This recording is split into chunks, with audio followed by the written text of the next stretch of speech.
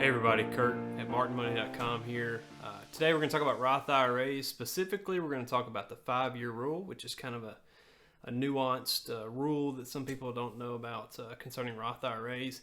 If you know much about Roth IRAs, you already know that they're a retirement account. Basically, you put money in that you've already been taxed on, so your contributions have been taxed, and it grows completely tax-free. All your earnings, all the contributions grow the rest of your life or whenever you need them into retirement. Beginning at age 59 and a half, you can pull those out without paying any tax on your withdrawals, earnings, or contributions. Now, traditional IRAs, as you know, you get a tax deduction on your contributions to those. They work opposite from a Roth IRA. That money grows tax deferred, and when you pull it out in retirement, you pay regular income tax. So Roth IRA is a little different, but there's a lot of unique rules that kind of go with Roth IRAs too, and one of those is the 5-year rule.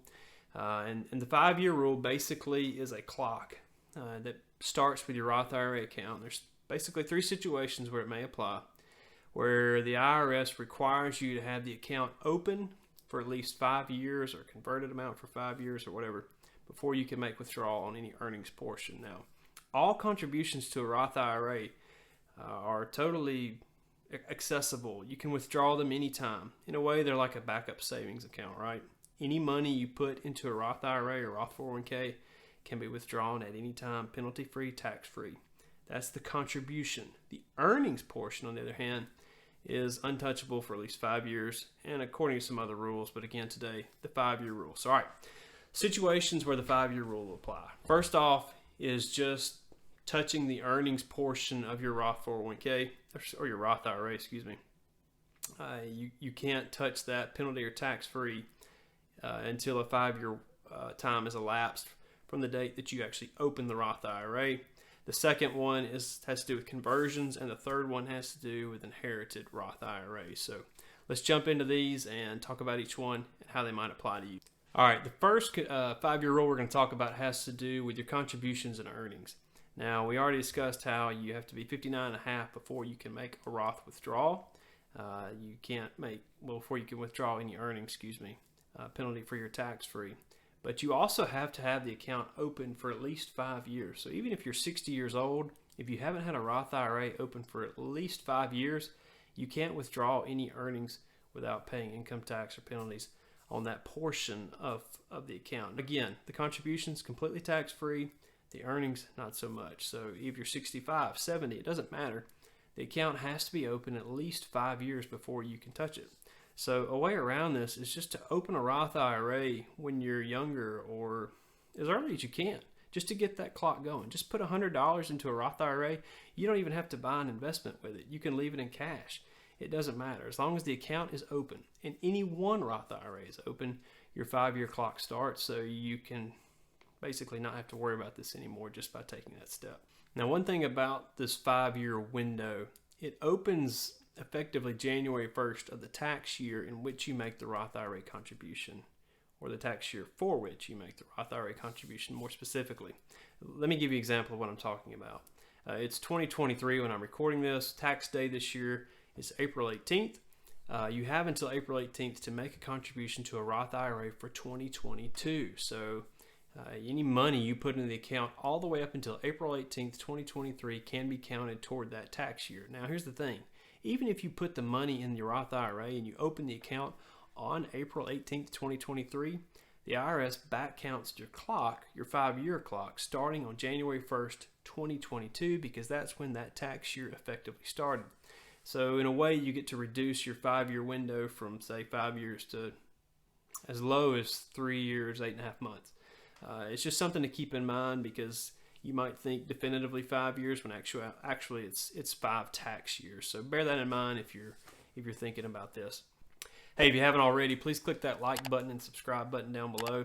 It helps us out a lot, get our message out, help people out with personal finance stuff that we're making. So appreciate that if you do that. Okay, the second 5-year rule we're going to talk about has to do with Roth IRA conversions. Now, a conversion is when you take some money from like a traditional IRA account and you convert it to a Roth IRA account. Now, I want to be clear, anytime you do that, you're taking money from a traditional account that hasn't been taxed, right? Because traditional IRAs contributions go in with a tax-deferred basis or with a tax deduction. And when you move it to a Roth, that's a taxable event in the IRS. You have to pay income tax on any converted amount. Now, you can convert any amount as much as you want. You're just going to pay income tax at whatever your marginal tax rate is for that year. Now, the 5-year rule basically exists so that you can't loophole, if you will, around the 5-year rule. And let me tell you what I'm talking about. So let's say you're 45 and you have a big traditional IRA balance. Maybe you get wise to the idea that you could convert it to a Roth IRA and circumvent the need to wait until you're 59 and a half. And the reason you could possibly do that is because when you convert a traditional IRA to a Roth IRA, the IRS kind of sees those converted dollars as contributions. And like we already talked about, contributions to Roth IRAs can be withdrawn at any time, penalty-free and tax-free. Well, the IRS thought of that. They're not going to let you at 45 convert the money into a Roth IRA and then just extract it all and clean out your retirement savings. No, they're going to make you wait 5 years. That's why there's a 5-year rule on conversion. So let's say you're 45, you make that conversion, you're going to have to wait until you're 50 before you can touch any of that money and treat it as a contribution, if you will, to make withdrawals.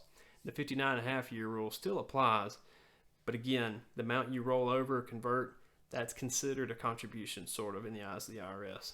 Now, people actually use this strategy who want to retire early. It's very popular in the FIRE movement. It's called a Roth conversion ladder. We actually have a post about it on our website. We'll put a link above, put one down in the description below. You can go check that out. It's actually a really great way to sort of bridge your income, if you will, from an early retirement until you're old enough to actually start touching those retirement accounts at age 59 and a half, or for 401ks, possibly as early as 55. So that's a good strategy to keep in mind as you sort of age and sort of reach a place in life where you could possibly retire early. Oh, one other thing about the conversion 5-year clock. Every conversion you do gets its own 5-year clock. So let's say, again, you're 45. If you do a conversion, then you have to wait till 50. If you do another one at age 47, that conversion has to wait until 52 before you can make withdrawals on it. So every conversion gets its own 5-year clock. All right, the third case where the 5-year rule applies is possibly for inherited Roth IRAs. Now, as an inheritance, a Roth IRA is hard to beat, right? Because inherited Roth IRAs are just like regular Roth IRAs to an extent. The balance is completely penalty and tax-free to the recipient. You basically get the inheritance without any strings attached. And the great thing about a Roth IRA being inherited over, say, just, I don't know, a regular stock account, is even though the stock account gets a free step-up in basis and it's not taxable, the Roth IRA can actually sit for up to another 10 years. You don't have to withdraw that money until up to the 10th year. And it can grow, again, completely tax-free, just like a Roth. So it's like having an extra supplemental Roth to the one you already have. Now, the thing is, there's 3 cases where a inherited Roth IRA may have 5-year rules that apply to it. The first has to do with the open account time. So say you have an uncle that was 70 years old, he opened a Roth IRA when he was 68, and he passed away at 70. You'll have to wait until he would have been 73 to begin making withdrawals from that account without paying any tax on it. The second is conversion. Let's say he converted something when he was 68, and you inherited it when he died at 70. Then that would have to wait until 63 before you could remove those dollars income tax free.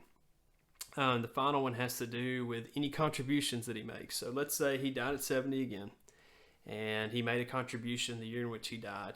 You'd have to wait until he would have been 75 before you can make any withdrawals from that inherited Roth IRA. That portion of it are completely tax-free. I'm stumbling over myself here because I want to be clear. There are no penalties on anything in an inherited Roth IRA. Penalties do not apply. However, if you want to pull the money out of that inherited Roth IRA without paying any income tax on it, you'll have to pay attention to the 5-year rule in the 3 cases we mentioned above.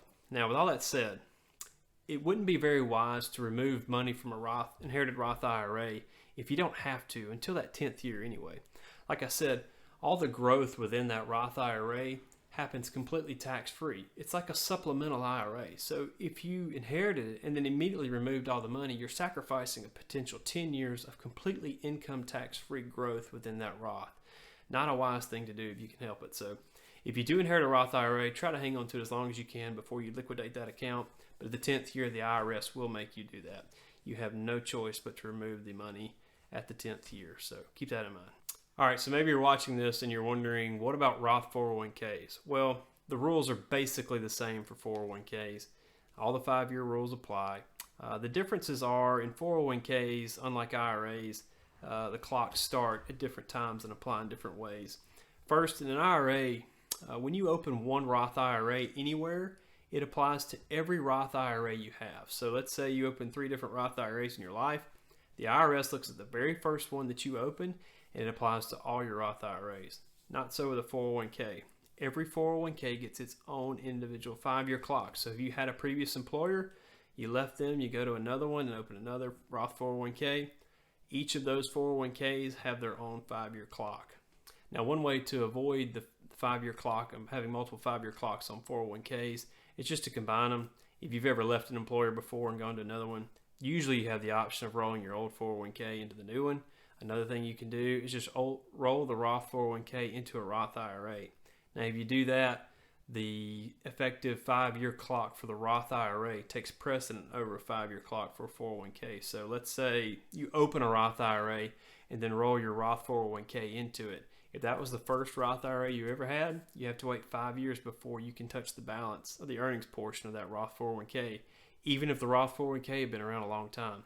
The Roth IRA takes precedent in that circumstance. So keep that in mind if you have a Roth 401k, Roth IRA sort of conversion and you're curious about the 5-year rule. All right, the 5-year rule. Hopefully that was clear as mud. All kidding aside, again, we'll have a link below to the post from our website about this topic. It's really complicated. It's really confusing, and it's the IRS. I don't know what else to say. That's just the way they are. So check it out, martinmoney.com. We'll put a link below. Again, please like and subscribe if you haven't done that, and we appreciate it as always. Thank you again for your interest in what we're doing. Have a good one.